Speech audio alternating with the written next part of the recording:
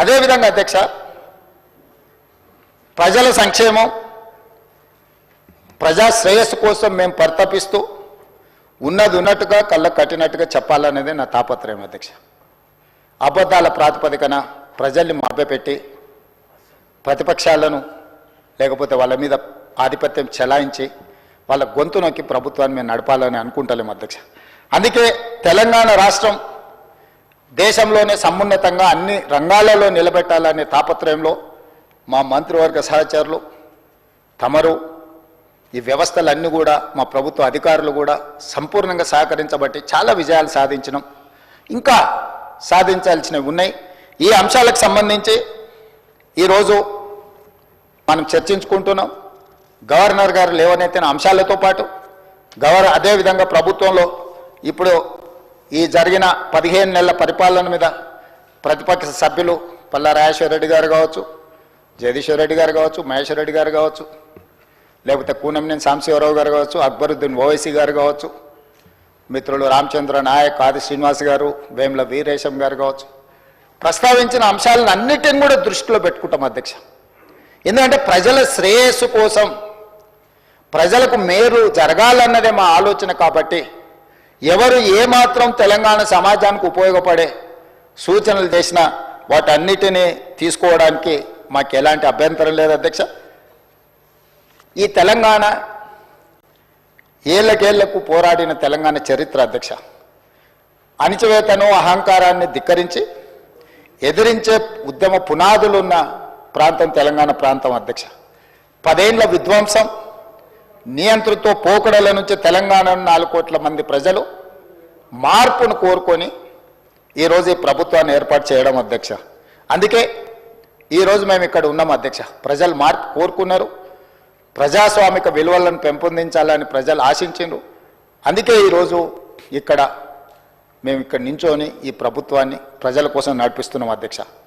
అందుకే అధ్యక్ష, తెలంగాణ రాష్ట్రంలో మా ప్రభుత్వం ఏర్పడిన తర్వాత ముఖ్యంగా రైతుల కోసం, మహిళల కోసం, యువత కోసం, విద్యార్థుల కోసం, నిరుద్యోగ యువకుల కోసం, వీళ్ళందరి కోసం తెలంగాణ రాష్ట్రం యొక్క అభివృద్ధి, తెలంగాణ రాష్ట్ర బ్రాండ్ ఇమేజ్, తెలంగాణ రాష్ట్రాన్ని ప్రపంచ దేశాలతోనే పోటీ పడే విధంగా ఈరోజు పెట్టుబడులను తేవడమే కాకుండా ఈరోజు సంక్షేమము, అభివృద్ధి, పారదర్శక పరిపాలనను తీసుకురావాలన్న తాపత్రయం, ఆలోచన, కృషి ఈ 15 నెలల్లో మేము ఏదైతే చేసినామో వాటికి సంబంధించిన వివరాలను గవర్నర్ గారు ప్రసంగంలో పెట్టినాం.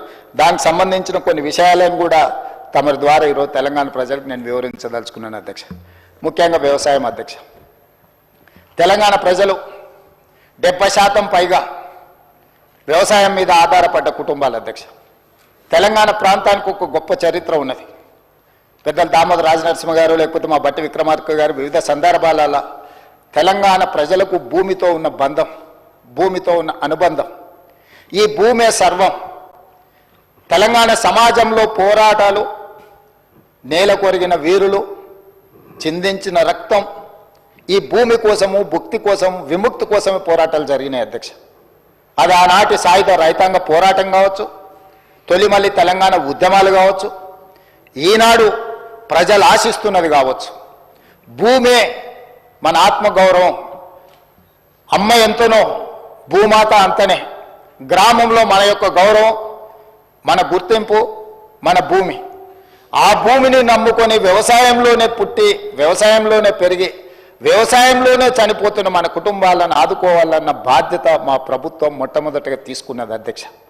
అందుకే ఎన్నికల సమయంలో 2 లక్షల రూపాయల వరకు రైతులను రుణ విముక్తులను చేసి, మీరు ఎక్కడైనా చూడండి అధ్యక్ష, ఆత్మహత్యల్ని, కార్పొరేట్ కంపెనీలు లక్షల కోట్లు అప్పులు చేసిన వ్యాపారస్తులు ఎవరు ఆత్మహత్యలు చేసుకోలేదు అధ్యక్ష ఈ దేశంలో. కానీ రైతు 20,000, 50,000, 1,00,000, 2 లక్షలు అప్పు చేస్తే, అప్పులవాడు ఇంటి ముందుకు వచ్చి నిలబడితే ఆ ఆత్మ గౌరవాన్ని చంపుకోలేక అప్పులవాడు ఇంటి ముందు నిలబడితే తలెత్తుకొని అబద్ధాలు చెప్పలేక ఈనాడు నా రైతాంగం ఆత్మహత్యలకు పాల్పడుతున్నారు అధ్యక్ష. అత్యధికంగా ఆత్మహత్యలు జరగడానికి కారణం రైతులు తెచ్చుకుంటున్న అప్పులు అధ్యక్ష.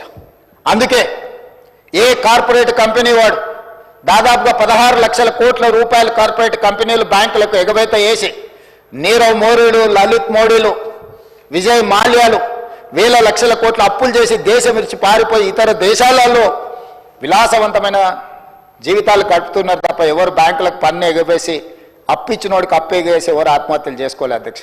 కానీ నా గ్రామీణ ప్రాంతాలలో, తండాలలో, గూడాలలో, మారుమూల పల్లెల్లో ఉన్న రైతాంగం వేల రూపాయల అప్పులు చేస్తే కూడా అప్పులవాడి ఇంటి ముందుకు వస్తే కుటుంబ సభ్యుల ముందు, కట్టుకున్న భార్య ముందు, తమ పిల్లల ముందు అవమానాన్ని భరించలేక ఆత్మహత్యలు చేసుకుంటున్నారు. కాబట్టే మొట్టమొదట మా ప్రభుత్వం ఏర్పడ్డ తర్వాత రైతులకు రుణమాఫీ చెయ్యాలి, రుణ విముక్తులను చేయాలి, ఆత్మగౌరవంతో నా రైతాంగం బ్రతకాలి అన్న ఆలోచనతోటి 2 లక్షల రూపాయల వరకు రుణమాఫీ చేస్తామని ఏ ఎన్నికల మేనిఫెస్టోలో మాట ఇచ్చినామో మాట ప్రకారం 25,35,000 మంది రైతులకు 20,616 కోట్ల రూపాయల 89 లక్షలు, దాదాపుగా 20,617 కోట్ల రూపాయలు రైతు రుణమాఫీ చేసిన చరిత్ర మా ప్రభుత్వానిది, ఈ మంత్రివర్గాన్ని అని చెప్పి నేను ఈ సందర్భంగా చెప్పదలుచుకున్నాను అధ్యక్ష. ఈ దేశ చరిత్రలోనే ఏ ప్రభుత్వం కూడా మొదటి సంవత్సరంలో ఉన్న అన్ని రాష్ట్రాలు కావచ్చు, కేంద్ర ప్రభుత్వం కావచ్చు, కేంద్ర ప్రభుత్వం కూడా ఏ ఒక్క రాష్ట్రానికి 20,617 కోట్ల రూపాయలు మొదటి 10 నెలల్లో చేసిన చరిత్ర లేదు. ఇది చరిత్రలో శాశ్వతంగా నిలిచిపోయే ఒక గొప్ప సందర్భము. 25,35,000 మంది రైతులకు 20,617 కోట్ల రూపాయల రుణమాఫీ చేసి రైతులను రుణ విముక్తులను చేసి ఆత్మగౌరవంతో తలెత్తుకొని బ్రతికే విధంగా ఈరోజు రైతులకు స్వేచ్ఛనిచ్చిన ప్రభుత్వం మాది అధ్యక్ష. ఈరోజు ఆ రైతులను ఆదుకోవాలన్న ఆలోచనతోని ప్రయత్నం అంతా చేసినాం అధ్యక్ష.